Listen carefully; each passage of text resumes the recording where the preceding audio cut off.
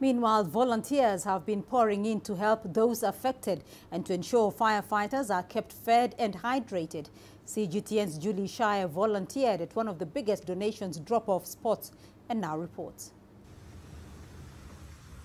This was no ordinary seasonal vegetation fire. It engulfed priceless antiquities of African history and intellect, leaving a trail of devastation as it advanced towards the city center. But it's during dark times when hope shines through.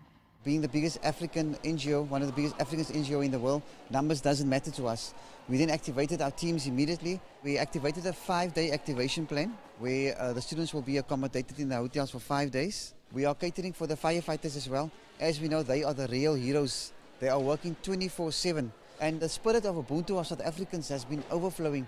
We found people coming in here in their hundreds. In fact, for the first day, we had more people here than the victims out we're supporting out there. In my lifetime, I've seen fires in Cape Town, but this, at the rate this fire, it was just a perfect storm.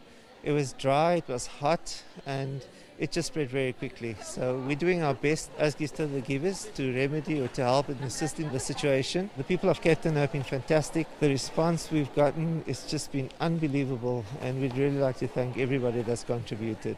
As you can see behind us, this is just a lot of volunteers that have come. Some of them, I think majority are from UCT, but there's obviously been other people who've come in to help. It's so important because so many students have been displaced.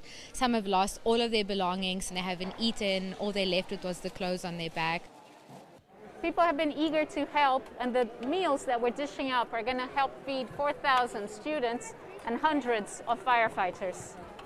Despite Table Mountain's blaze being largely contained, Head of Fire Operations Arlene Weir says they're still not out of the woods.